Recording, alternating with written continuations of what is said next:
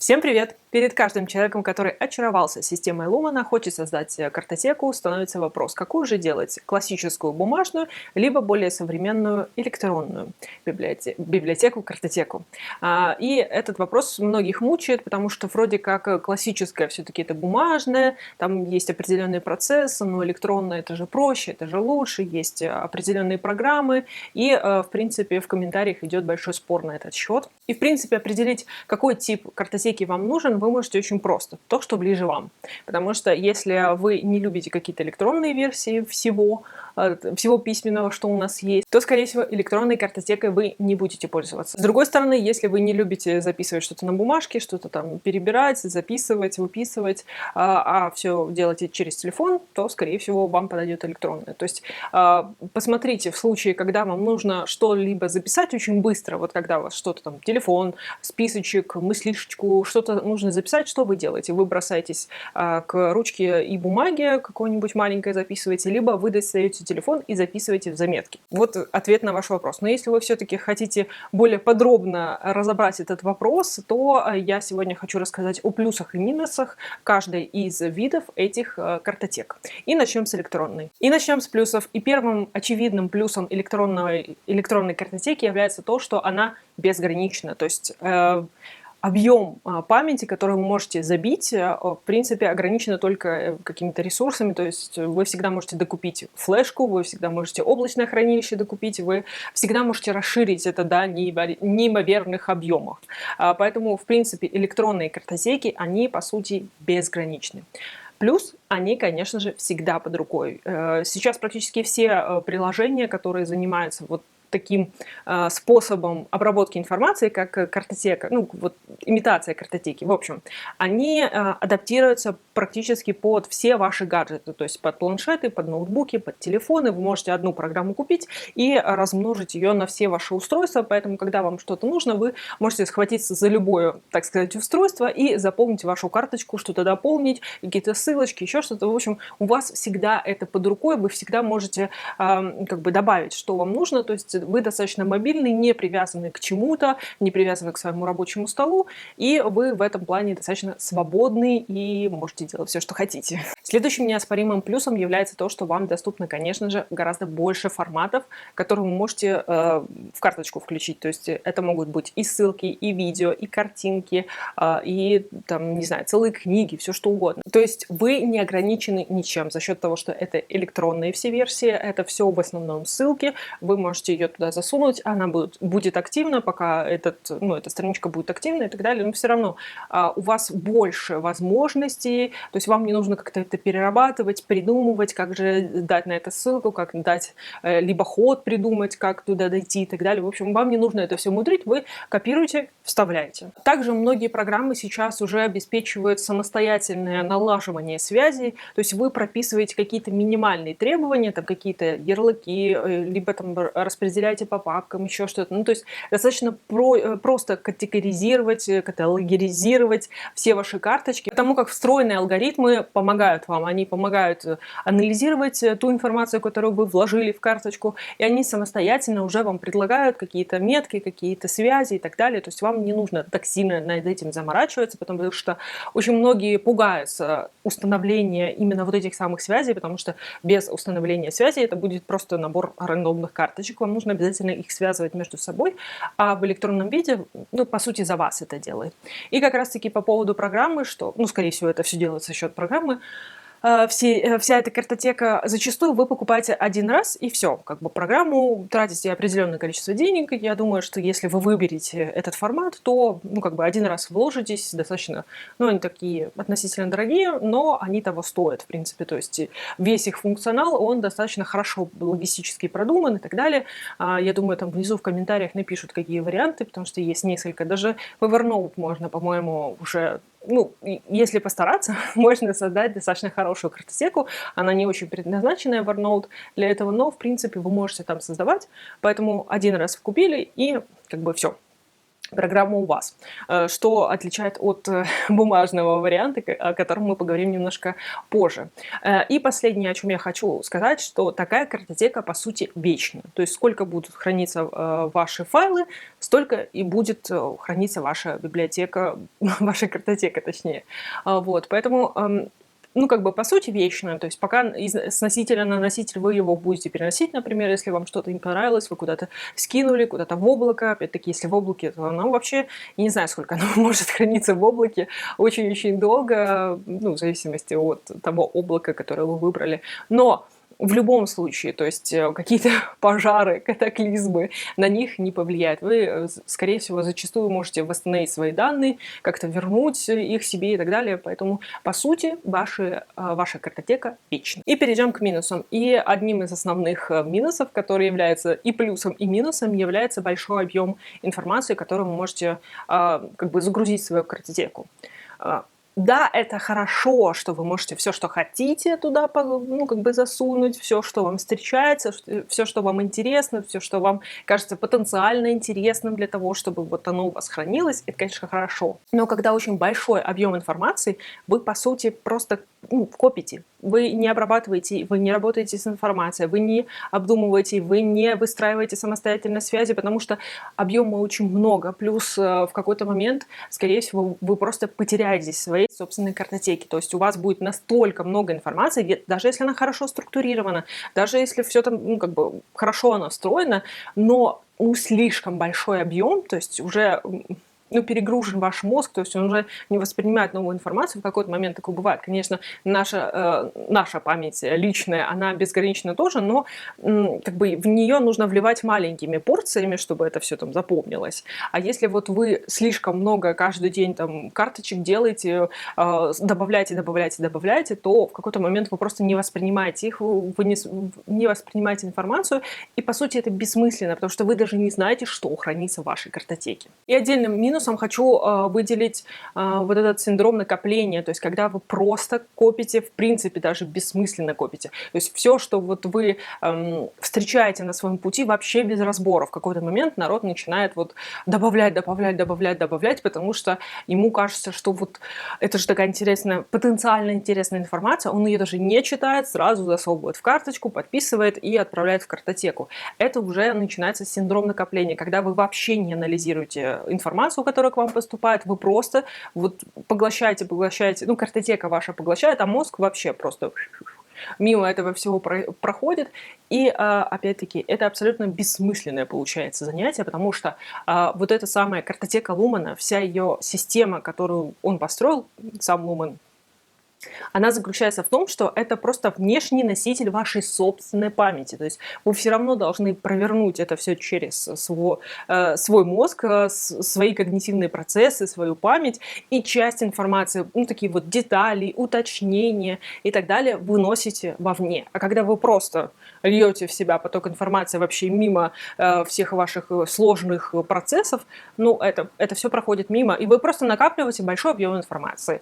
Возможно, по какой-то теме, возможно, это по нескольким темам, но оно бессмысленно, потому что вы не будете знать, что это, как это применять, зачем оно вообще нужно, что это за информация, а где вообще найти ту информацию, которая вам нужна, потому что вы не будете понимать все эти структуры. И теперь минусы, если вы все-таки достаточно активно стараетесь обрабатывать информацию, то есть вы все-таки перерабатываете ее внутри себя, как-то стараетесь, вкладываете в это силы вы будете вкладывать больше. Наш мозг устроен так, что там чтение и обработка информации с экрана гораздо сложнее, чем если это бумажный какой-то вариант, и особенно если вы это от руки написали. Ну вот просто мы так устроены. Мы привыкли к тому, что, к какому-то бумажному варианту, к тому, что нас окружает в жизни живое как бы.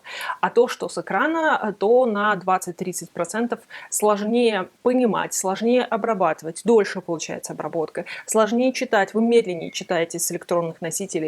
Ну вот есть исследования, которые это подтверждают, что у большинства людей так это происходит. Возможно, вы исключение, вам повезло, я вас поздравляю. Но зачастую обработка информации с электронных носителей и на электронных носителях, то есть когда вы вот информацию отсюда сюда, но это все вот где-то там в просторе интернета происходит и так далее, то вы это делаете немножко сложнее, вы делаете это немножечко дольше, чем вам хотелось бы, и у вас отложится в памяти тоже немножечко меньше, потому что вот эта вся электронная версия, она у вас поджирает все эти проценты всех этих процессов.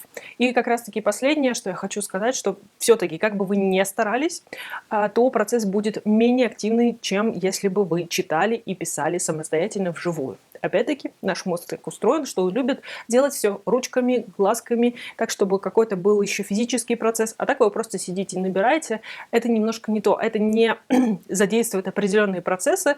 Плюс вот снижается понимание и запоминание. То есть вы постоянно немножко откатываетесь, и вы немножко меньше делаете. Ну, то есть вам кажется, что вы прилагаете достаточное количество сил, но в мозге происходят не такие активные процессы. Чем менее активные процессы, тем меньше запоминания. И теперь к бумажному варианту и к минусам бумажного варианта, потому что плюсы я оставила все-таки напоследок.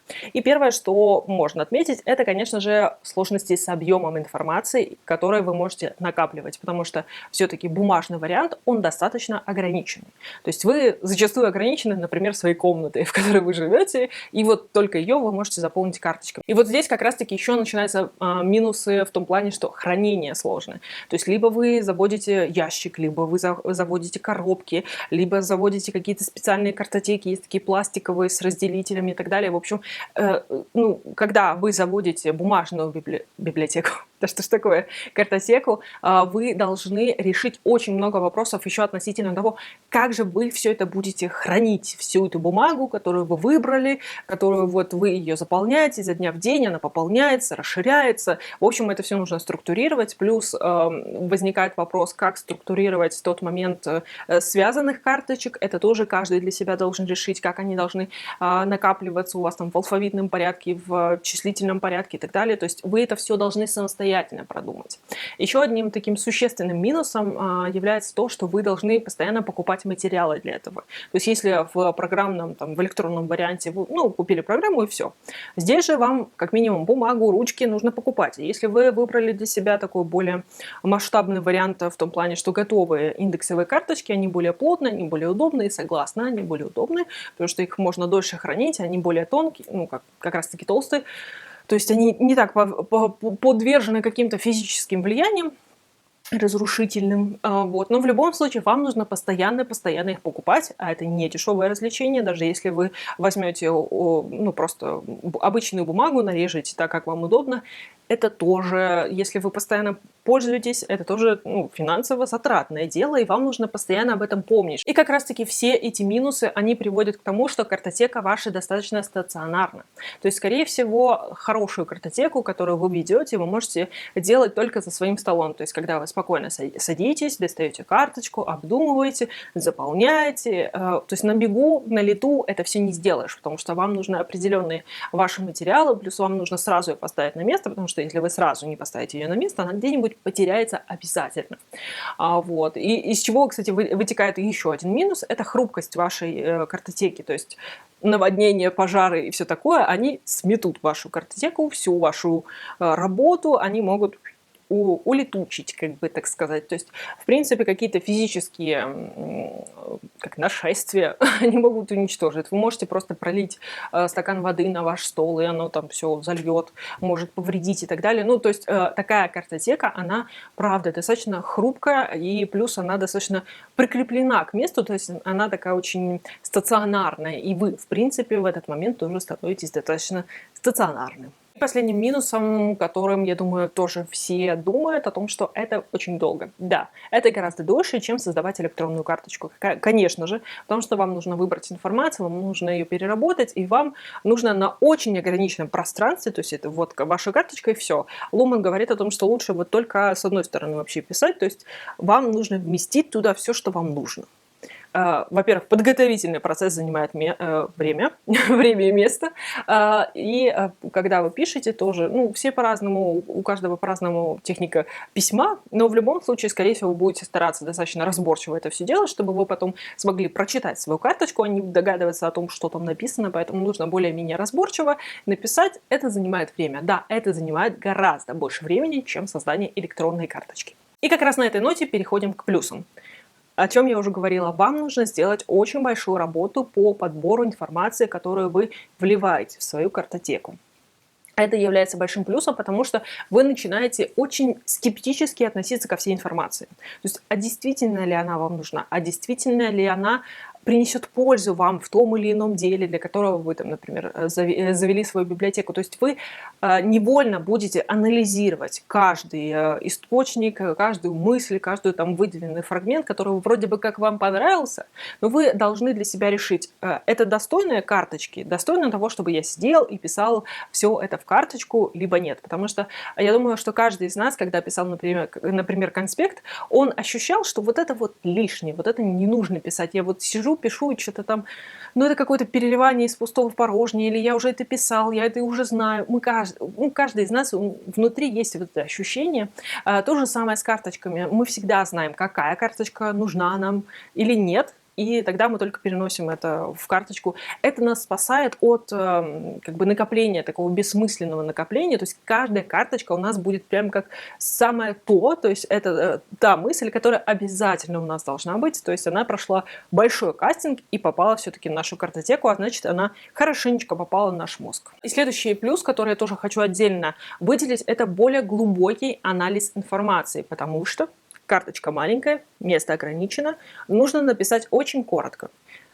Это хороший признак того, что вы поняли информацию. Если вы что-либо изучили и не можете коротко, очень просто объяснить, о чем шла речь, ну, что вот вы только что изучили, значит, вы этого не поняли. А если вы можете очень легко, быстро и коротко объяснить, что там было, о чем вы узнали, какие были цели и так далее, в общем, когда вы можете это все сделать, это хороший признак того, что вы хорошо поработали с информацией, вы ее поняли, вы ее проанализировали, она хорошенечко прошла в вашу память, скорее всего, эти воспоминания пройдут со временем, потому что вы хорошо их разжевали, хорошо их поняли, поэтому карточка, ну вот, ощущение того, что все нужно заносить в карточки, оно хорошо помогает очень глубоко анализировать информацию, сразу вот цепляться за какие-то вещи, чтобы достигать понимания, чтобы можно было очень коротко пересказать. И, конечно же, хочу отдельным плюсом выделить то, что вы таким способом не накопите лишнего. Вот честно, вот вы не накопите ни единой карточки, которая будет, ну, ни для чего. То есть вы в любом случае, когда проводите весь этот сложный процесс, вы настолько в него погружаетесь, что вы сразу вот на этом пути откидываете ту информацию, которая вам, в принципе, не нужна. И последнее, о чем я хочу сказать, таким явным плюсом, я его уже затрагивала в электронной версии, это то, что когда вы физически пишете карточку, в принципе, вот эти все процессы более физические, более физиологические, когда вот вы продумываете, вы там пытаетесь вместиться в эту карточку, а вы думаете, что вот у меня здесь кусочек информации, здесь, а вот еще карточку вы выкладываете вокруг себя, с которыми нужно связать, а вы их нашли, а вы их там тоже повыискивали, эти карточки, с которыми хочется связать и так далее. То есть смотрите, какой сложный физический процесс вы проделали. И когда мы еще пишем от руки, то есть когда сам вот этот физический процесс происходит, в нашем мозге очень много зон как бы загорается, в том плане, что они начинают активно работать, тех, которые в другом случае никак нельзя задействовать. Потому что ну, наш мозг как устроен, что он любит письмо от руки, ему нравится, когда информацию переносят человек переносит вручную, то есть конспекты, которые мы пишем вручную, они лучше запоминаются, они лучше обрабатываются, они лучше понимаются нами и так далее. В общем, все процессы, которые вот мы переводим в эту физическую плоскость, они запускают более активные процессы в мозге, а это означает, что это гарантирует запоминание, понимание, более глубокий анализ и так далее. То есть мы делаем большую пользу, даже не создавая саму карточку, а запуская весь этот процесс. То есть да, в какой-то момент вам захочется эту карточку достать и напомнить себе какие-то детали, какие-то там дополнения и так далее, но в любом случае, пока вы ее создадите, в вашем мозге такой удивительный, сложный когнитивный процесс произойдет, что,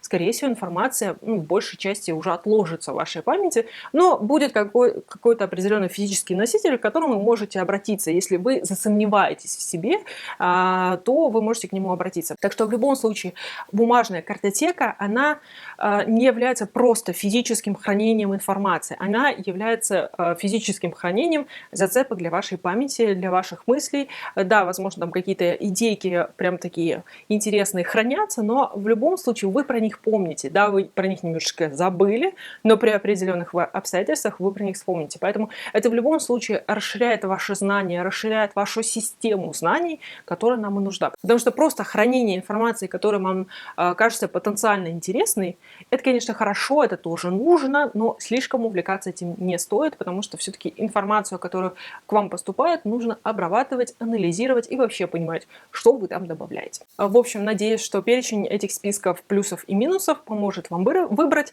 но в любом случае опирайтесь на то, что вам комфортно. Все, мои хорошие, надеюсь, я вам помогла. Подписывайтесь, ставьте лайк. До следующих видео. Пока-пока.